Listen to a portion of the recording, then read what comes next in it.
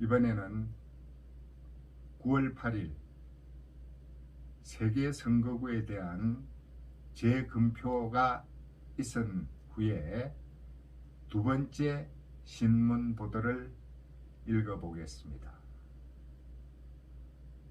대법관이 증거물인 투표지를 위조, 시민들이 선관위와 대법관과 문재인을 형사고발하였다는 타이틀로 시작이 됩니다. 현재 한국은 지난해 4월 총선 이후 제기된 선거무효 소송에서 전국이 임계점을 넘어섰다. 전체 선거구의 절반 이상이 대상인 소송에서 법적 완료 시한이 10개월이 지난 지금 불과 3개 선거구만 재검표를 했다. 검증을 참관한 전문가는 세계 선거구의 모든 투표지가 새롭게 만들어진 가짜였다고 증언한다.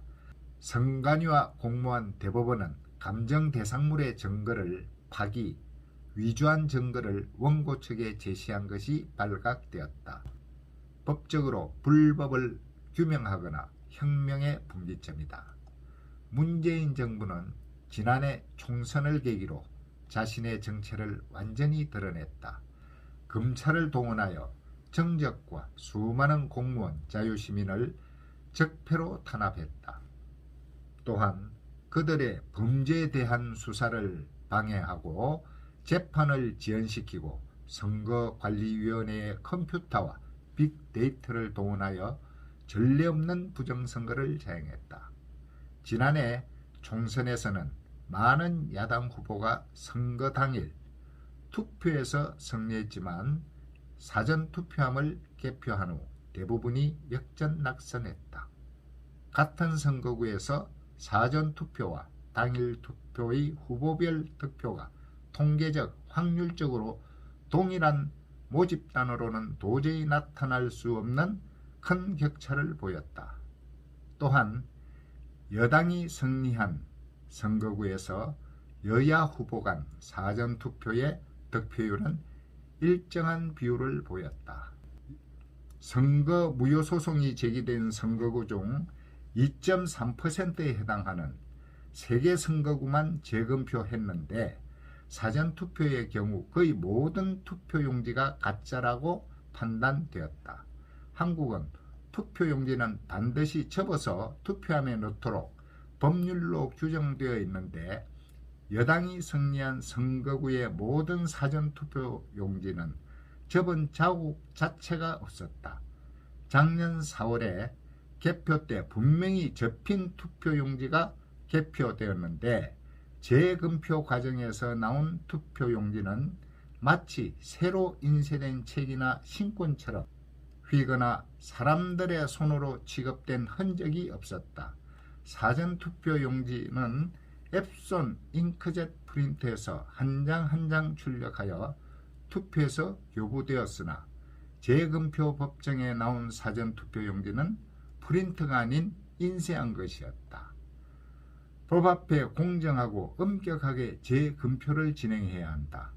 대법관들이 공개재판의 원칙을 무시하고 증거의 촬영을 금지, 가짜 투표용지 등 감정 목적물을 축소, 감정 대상물의 측정을 거부, 증거를 선고 전에 피고인의 반환, 감정물의 촬영 사진을 삭제, 증거물의 봉인을 훼손했다.